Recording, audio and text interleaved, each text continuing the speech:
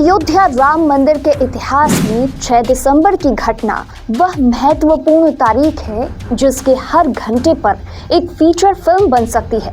हर पहर के साथ स्थिति बदलती रही।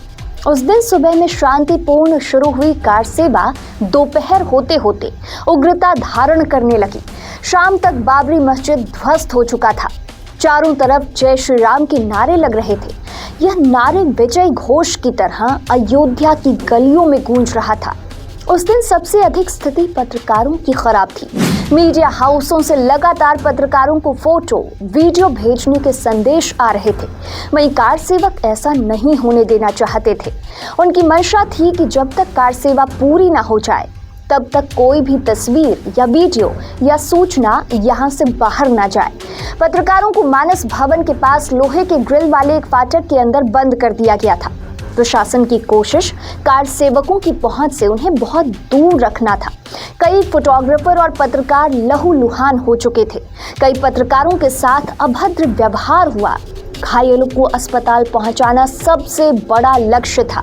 ऐसे में पत्रकारों ने अपनी गाड़ी से प्रेस का स्टिकर फाड़ा और वहां जय श्री राम का नारा लिखा। इसके बाद उनकी गाड़ी आगे बढ़ पाई।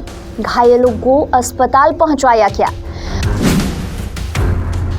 दोपहर 12 बजे से शुरू हुई कार सेवा करीब 3:45 पर पहले मुकाम पर पहुंची। विवादित ढांचे का बायां गुंबद गिरा।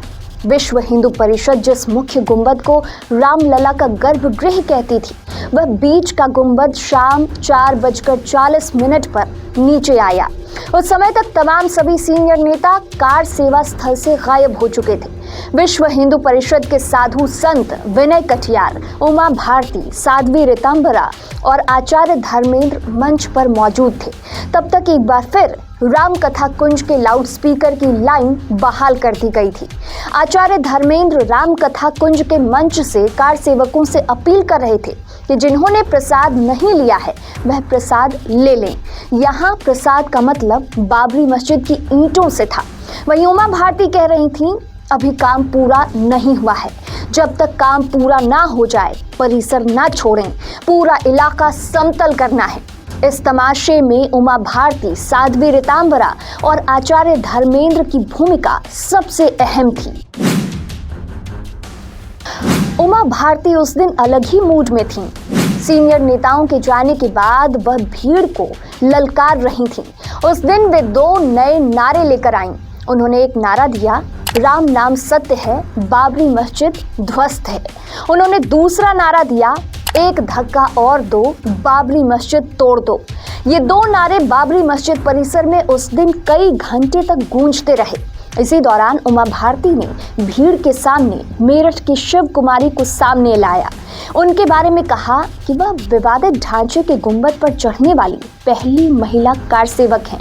उमा भारती ने 2 नवंबर 1990 की कार सेवा में मारे गए 2 भाइयों राम कुमार और शरद कोठारी के माता पिता को भी भीड़ के सामने पेश किया। उमा भारती ने कहा कि कोठारी बंधुओं की माता की आंखों में खुशी के आंसू हैं। उनके बेटों का बलिदान व्यर्थ नहीं गया। हमने उनकी हत्या का बदला ले लिया। इसके बाद बारी साध्वी ऋतंभरा की थी। उन्होंने कार सेवकों से अपील की कि वह इस शुभ और पवित्र काम में पूरी तरह लगे। इस बीच माइक से बाकी संत हनुमान चालीसा और हनुमान अष्टक का पाठ कर रहे थे।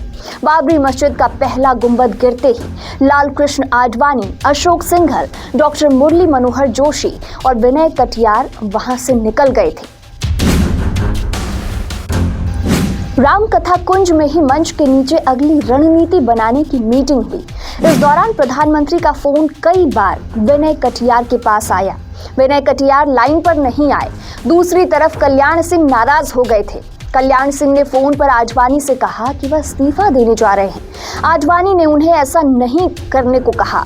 उन्होंने कहा कि अभी इस्तीफा से केंद्र का शासन लग जाएगा। केंद्रीय बल मोर्चा संभाल लेंगे, थोड़ा टाइम पास कीजिए। कल्याण सिंह उस वक्त इस बात से नाराज थे कि उनके साथ धोखा हुआ। अगर यह सब पूर्व नियोजित था तो उन्हें पहले क्यों नहीं बताया गया। हालांकि इस प्रकार की स्थिति का अंदाजा शायद राम कथा कुंज के नीचे बैठक कर रहे नेताओं को भी नहीं था। यह तो साफ था कि बाबरी विध्वंस की कोई पूर्व योजना नहीं थी। बार बार प्रधानमंत्री नरसिंह राव का फोन आता देख अशोक सिंघल ने विनय कटियार से कहा कि वे प्रधानमंत्री से बात करें। कटियार ने तब ये कहा कि किस मुंह से बात करूं, सुबह तो सब ठीक होने का भरोसा दिया था। अशोक सिंघल ने कहा कि आप बात करें। विनय कटियार ने इसके बाद फोन पर प्रधानमंत्री नरसिंह राव से बात की। प्रधानमंत्री बोले, जो हुआ अच्छा नहीं हुआ, अब आप मदद कीजिए। अयोध्या को कार सेवकों से जल्दी खाली कराइए। मैं 16 विशेष रेलगाड़ियां भेज रहा हूं, आप उनमें कार सेवकों को रवाना करें। पीएम ने कटियार से दक्षिण भारत के कार सेवकों को पहले निकालने को कहा। उन्होंने कहा, देश में स्थिति बिगड़ रही है। कार सेवक 6 दिसंबर को कुछ अलग ही मूड में थे। वह 1934 वाली गलती नहीं दोहराना चाहते थे। उस समय राम भक्तों ने बाबरी के तीनों गुंबदों को तोड़कर छोड़ दिया था। इस बार बाबरी परिसर को समतल करके ही कार सेवा समाप्त किए जाने की बात कही जा रही थी। ढांचा गिरते ही कार सेवकों की पूरी ताकत मलबे को समतल करने में लग गई।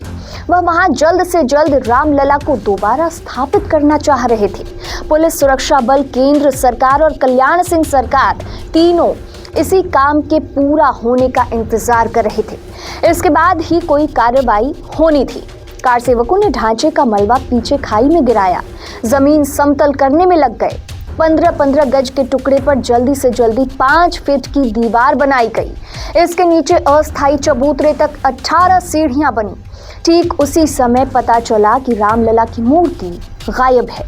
कार सेवकों के सामने एक तरफ केंद्र सरकार की संभावित कार्रवाई का खतरा था, दूसरी तरफ मूर्ति रखने की हड़बड़ाहट थी। रामलला की स्थापना की कहानी अब आपको अगले एपिसोड में बताएंगे। देखते रहिए पंचतत्व। नमस्कार।